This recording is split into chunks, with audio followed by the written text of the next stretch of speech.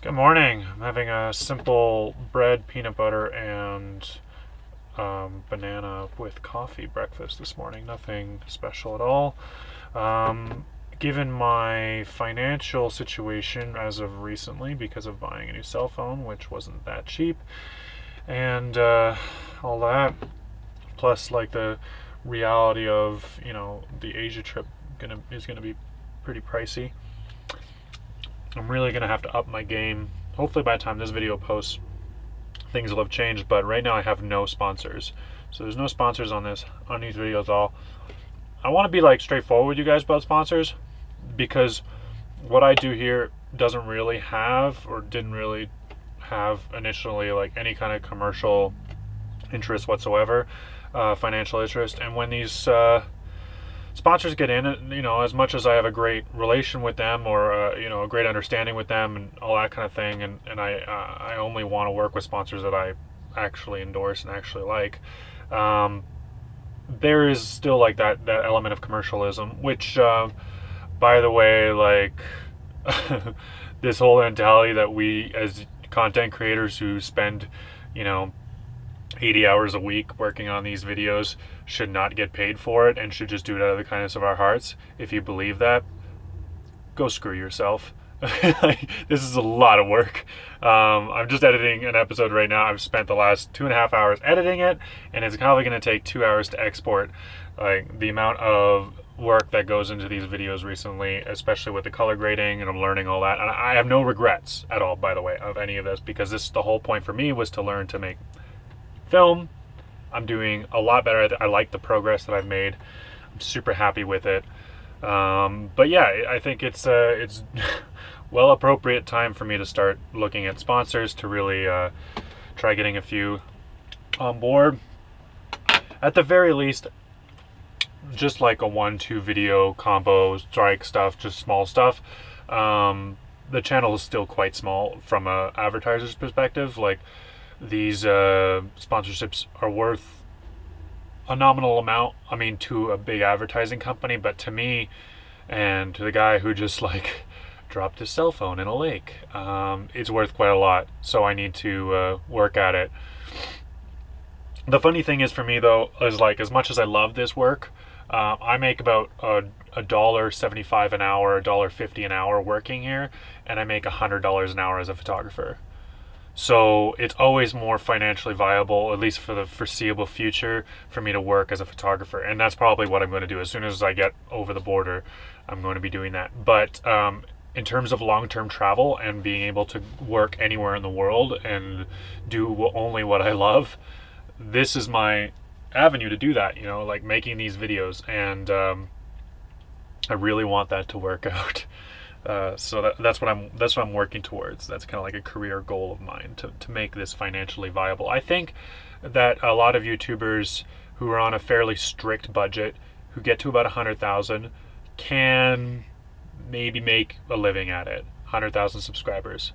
That's pretty much the magic number, although it varies greatly between YouTubers. I mean, I know YouTubers at 100,000 that I'm making more than they are, and that's just a matter of like learning.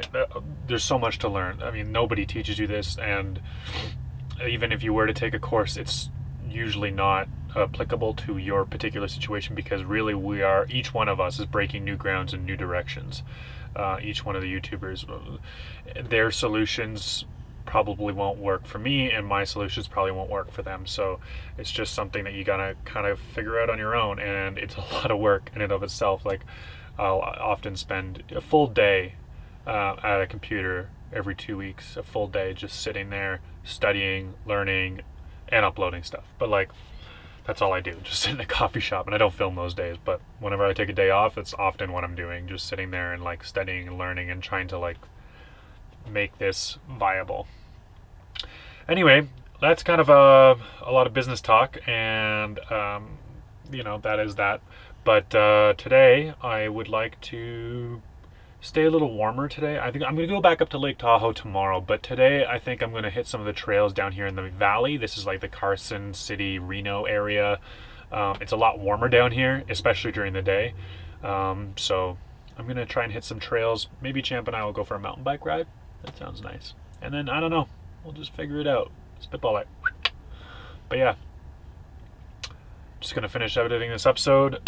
We're gonna get out there. Okay, buddy? I promise. One more nap.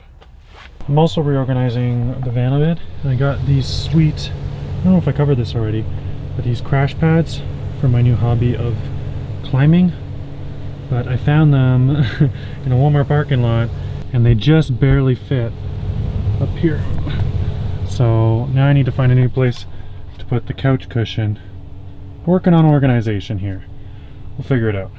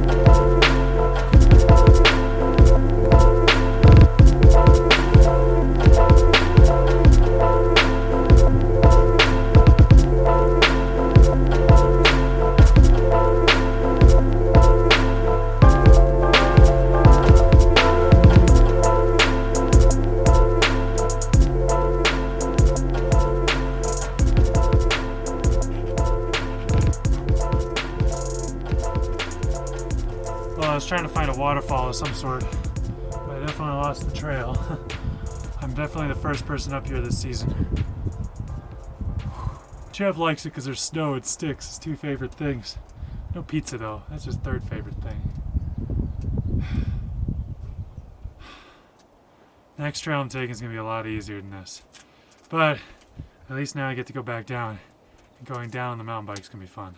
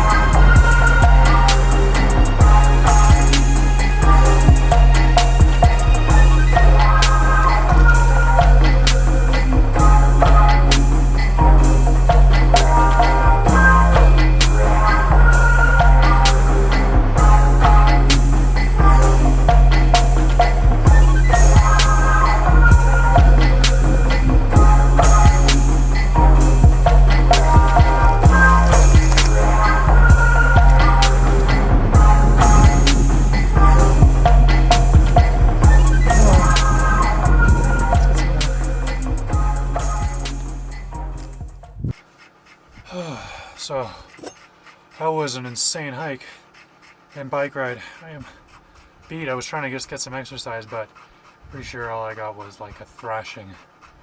Got some new cuts and bruises, and I'm feeling very, very sore.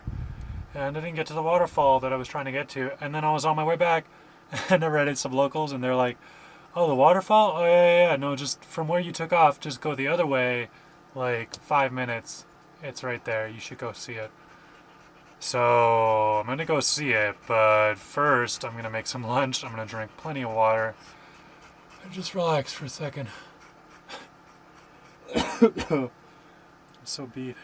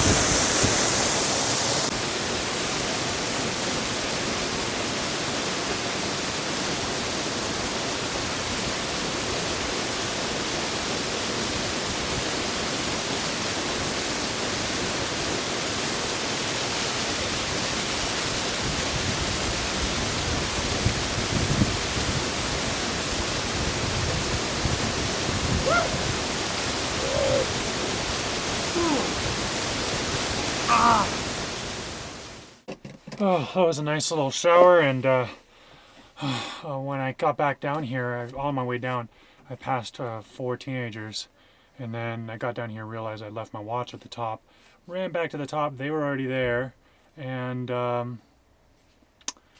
yeah, watch was gone. They were the only ones through there, and like they do to mommy and daddy, they lied to my face very badly. I knew that all 4 of them knew who took the watch. The girls were super nervous.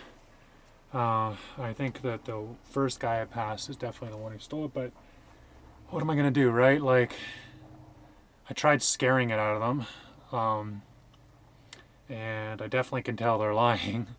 But they didn't fess over the watch, and I am not about to kill a couple teenagers on a path in the middle of nowhere for a $50 watch.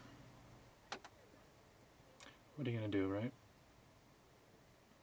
I don't get why people do that, why people steal like that, and then lie about it. For like nothing. The watch is worth nothing. I'm just tired. I'm just fed up.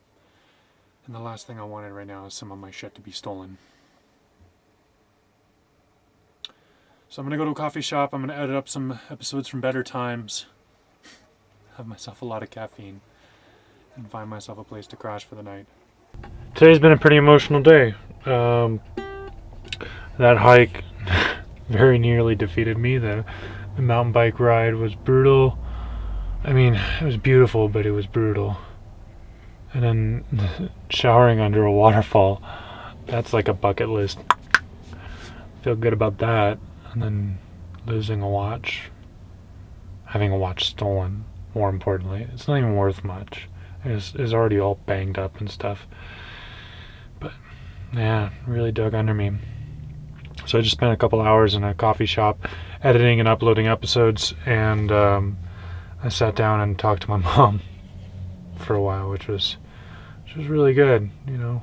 My mom's maybe not like most moms. She doesn't mother me, and she certainly doesn't worry or nag that much. She just achieved quite a lot in her life, and she's aggressively pursued all kinds of interests over the years. And lately, it's been kind of refreshing to hear her say that she's not looking to buy a house and that she's going to focus on traveling. And I think that's really, really cool. And I like to think that I had something to do in influencing her to travel more. Because I know for sure that she influenced me to travel and to do what I'm doing today. This is all, you know, her. So I'm just going to sit here and be chill, relax, let go of all the negative energy, and just be thankful for how great my life is, that I have people I can call, feel better, that I have you guys watching these videos and care about my life. I'm very blessed. It's just a watch. I can get another watch. I can buy another cell phone. I can build another van. It's the connections I can't just throw money at and have them just appear. Good night, everyone.